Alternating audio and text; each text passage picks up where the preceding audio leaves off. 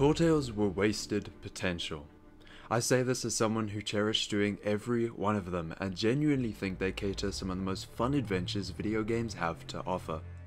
I may sound like I'm contradicting myself here, but the reality is that Tall Tales are so different to the rest of the game, so separate from its main gameplay loop, that the developer time put into them has allowed many other aspects of the game to remain worryingly unhealthy. Questing has seen such a minuscule amount of attention since launch, and whilst the recent ghost ship bounties are a step in the right direction, the 21-month gap between cargo runs and haunted shores shows the extent of Rez neglect towards one of the most predominant aspects of the game. It baffles me because the foundation is there, the systems in place were very evidently made with more features in mind, and I think this is the main contributor to the persisting no content opinion towards the game. Due to this video will serve to explore a massively overhauled questing system that is long overdue.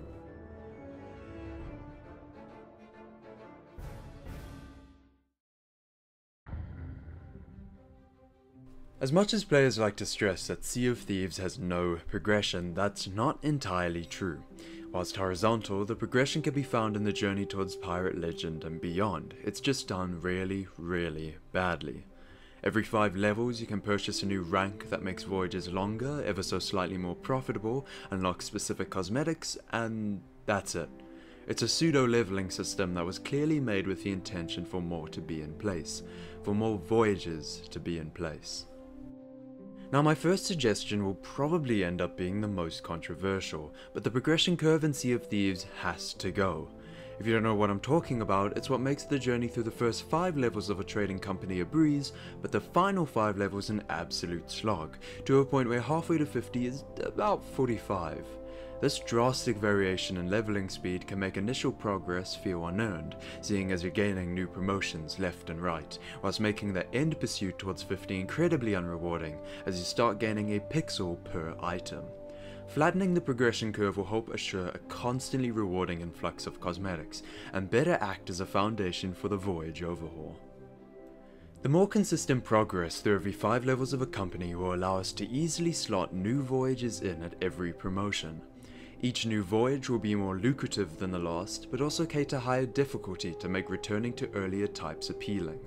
This difficulty must not be achieved by making quests more laborious and lengthy as it currently is, but rather challenge the players in new ways whilst also allowing them to fail quests akin to some Tall Tales.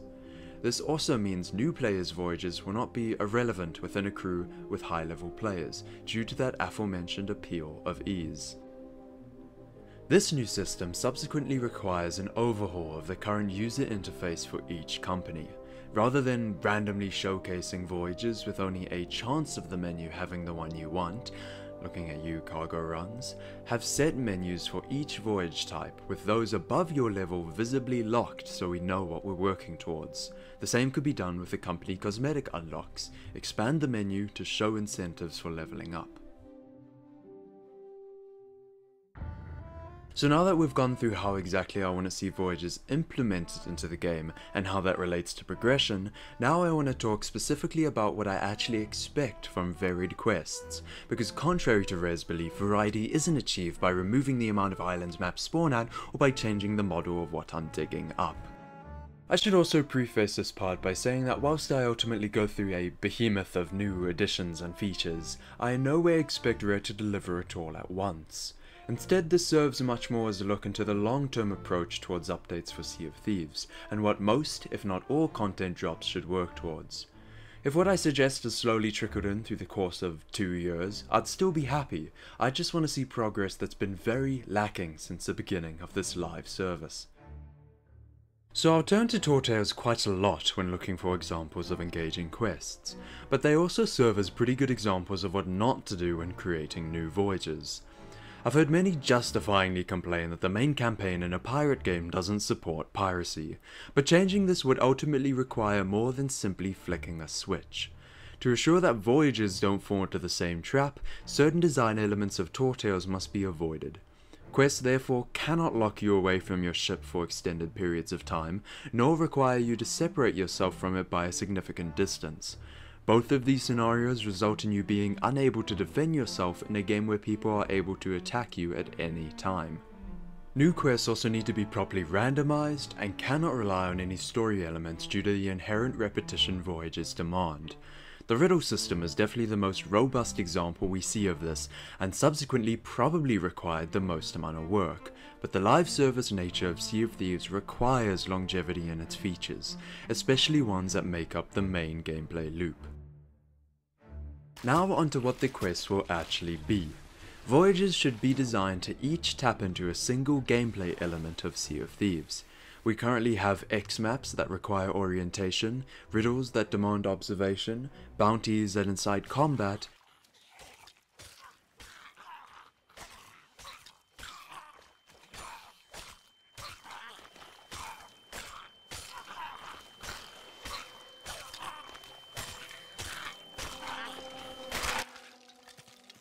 and merchant missions that impose avoiding literally anything and everything.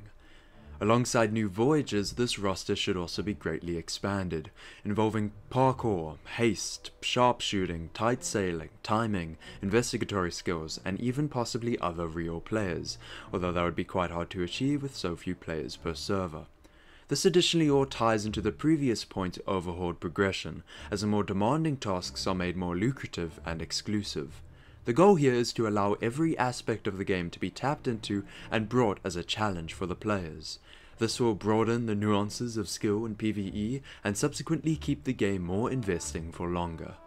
The manner of each voyage should also be based on what company offers it, and the best way I could explain this is to take every Tortail feature and affiliate it to a company. The wooden plank alignment, holographic dig spots, and trap gauntlets all fitted to the Gold Hoarder's treasure-seeking nature.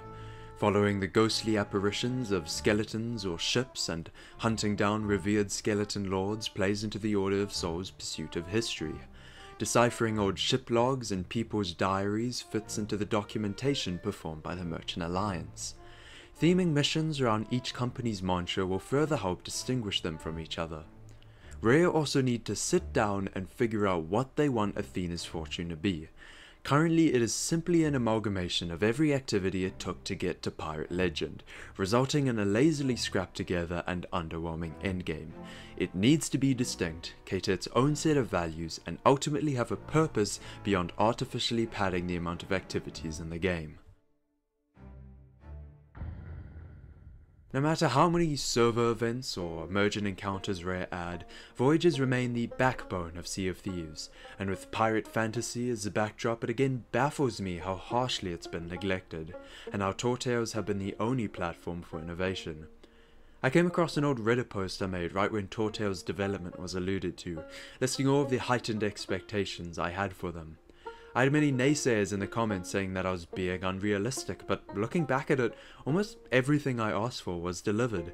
Booby traps, parkour challenges above 50-foot caverns laced with spikes, bosses that have more moves and attacks and are visually different from their lesser counterparts. It was all just ultimately implemented in a way that did little to hold up the rest of the game and its dynamics.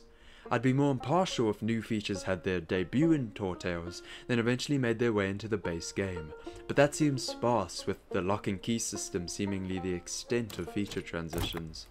I can only hope that Rare has secretly been building up the Void system behind the scenes, and that a burst of new quest types now have their foundation, starting with ghost fleets, but it's probably a falsely placed hope.